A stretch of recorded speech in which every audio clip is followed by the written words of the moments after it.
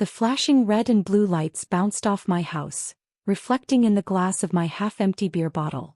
2 officers stood on my front lawn, looking just as confused as I felt. One of them cleared his throat. "Sir, we got a report about, illegally consuming alcohol?" I blinked. "Illegally consuming beer?" The other officer, suppressing a smirk, nodded. "Yeah, that's what the report says. Neighbor claims alcohol is banned on this street." And just like that, I knew exactly who was behind this. Karen, the self-proclaimed queen of our neighborhood HOA. The woman who had practically snarled at me when I moved in last month for having my garbage cans visible for longer than 3 minutes. The same Karen who had cornered me last week, arms crossed, lips pursed, and informed me that as per the HOA, drinking alcohol, even on my own property, was against the rules. At the time I had laughed thinking she was joking. No one could actually believe they had that kind of power, right? But here I was, standing in my own front yard, my beer sweating in my hand while 2 cops politely waited for an explanation. I sighed, motioning toward my porch. "So, if I sit in that exact same chair inside my property line, it's legal?" The officers exchanged glances. Yeah.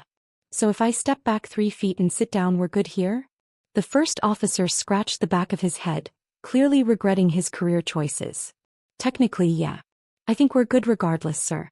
We're just required to check out any call that comes in." Just then a high-pitched voice screeched from across the street. "Are you seriously letting him get away with this? I called you. I am the head of the HOA.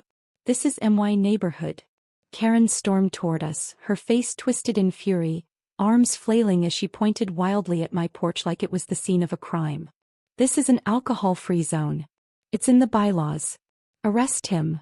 The officers turned back to me and I could tell they were barely containing their laughter. One of them nodded toward Karen. "Sir, we're gonna head out now. Try not to break any more non-existent laws." Karen gasped, hands flying to her chest. "Non-existent. Non-existent. How dare you disrespect the HOA?"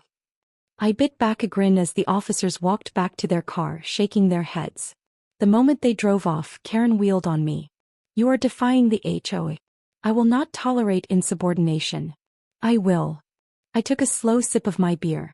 Her eye twitched. I took another.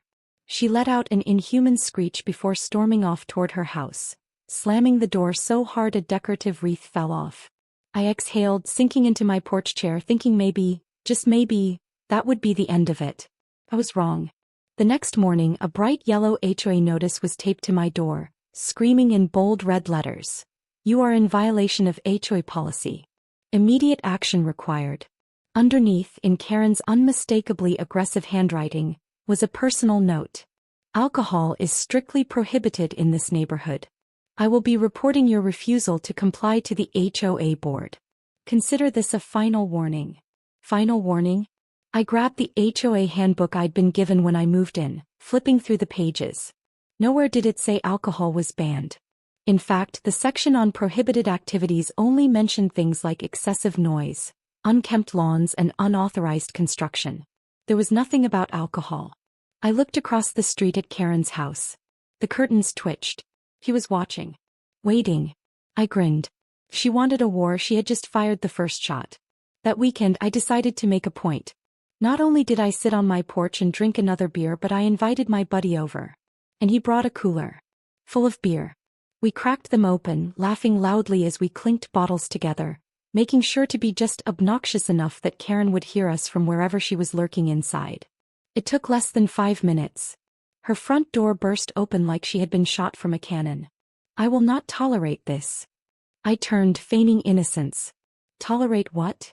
She stomped across the street, waving her phone in my face. "You think this is funny? The HOA has strict policies. You are breaking a rule." I leaned back in my chair, stretching. "Actually, Karen, I checked the handbook. No rule against drinking beer on my own property." Her face flushed red. "I am the HOA. If I say it's a rule, it's a rule." I smiled, taking another exaggerated sip. "That's not how laws work." Her hands balled into fists. "I am calling the HOA president." "Good," I said, nodding. "Let's clear this up once and for all." She stormed away, vanishing into her house. My buddy nudged me. "Dude, she's gonna lose it." "She already has." Sure enough, within 10 minutes my phone buzzed with an email. The official HOA president, someone I hadn't met, was requesting a formal hearing about my continued violations. I laughed, forwarding it to my lawyer friend. "This is getting good," I texted him. He responded almost instantly. "Oh, this is gonna be fun." The next morning, as I pulled out of my driveway for work, I noticed something new in Karen's front yard. A massive sign, hand-painted in what looked like an unhealthy mix of rage and insanity, read, "Alcohol-free community. Respect the HOA or face consequences." I shook my head, barely able to contain my amusement. She wasn't giving up. And neither was I. Because if she thought she could ban alcohol just by declaring it, she had seriously underestimated me. This was far from over. In fact, it was just getting started. The video of Karen losing her mind over my beer exploded online overnight. I had uploaded it as a joke, thinking a few friends would get a laugh out of it, but by the next morning my phone was buzzing non-stop with notifications. Thousands of views. Then tens of thousands. Then hundreds of thousands. The comments were a chaotic mix of people cracking jokes, sharing their own HOA horror stories, and just marveling at how completely unhinged Karen was. The internet had crowned her the latest HOA tyrant, and I was suddenly the guy standing up against suburban dictatorship. I sat on my porch sipping my morning coffee, scrolling through the comments. Someone had even made a remix of Karen's screeching voice layered over a techno beat. I snorted into my cup. This was getting out of control. But if I thought that was the worst of it, I had clearly underestimated just how deep Karen's insanity ran.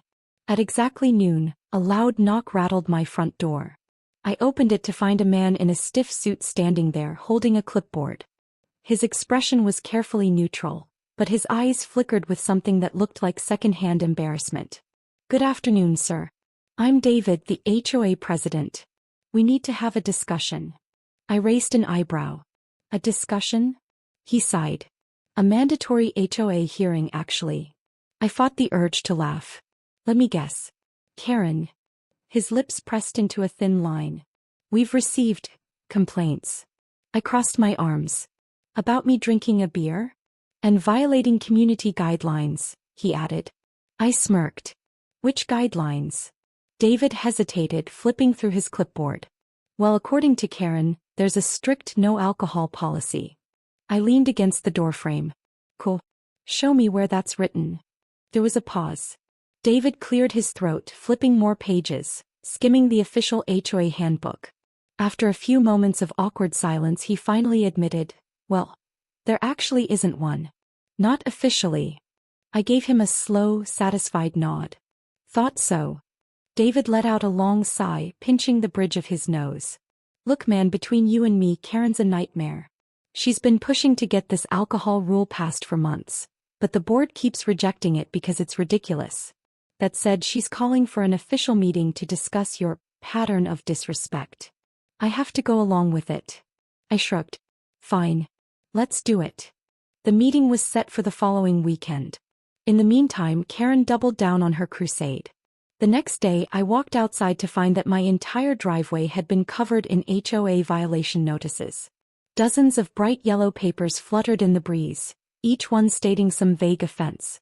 Unapproved lawn decorations. I didn't even have any. Failure to comply with neighborhood aesthetic standards. Whatever that meant. Disrupting the community with inflammatory behavior. Translation: I refused to bow to Karen's nonsense. I laughed, peeling the papers off one by one, tossing them into the trash. Across the street, Karen stood on her porch, arms crossed, a smug smile on her face. "You can't fight the HOA," she called out. I grinned. "You sure about that?" She huffed, disappearing back inside. I knew I had to do something. Not just to prove a point, but because it was becoming less about a beer and more about standing up to Karen's absurd abuse of power. If she was willing to fabricate rules just to control the neighborhood, what else would she try? That's when I got an idea. A beautifully legal, perfectly petty idea.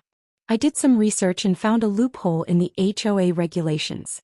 While Karen was trying to push an alcohol ban, the only actual restrictions in place were about public displays. It was a ridiculous technicality, but it meant I could work around her rule in a way that would absolutely drive her insane. I built a clear plastic tent in my backyard. Completely transparent, but enclosed enough to not be considered public.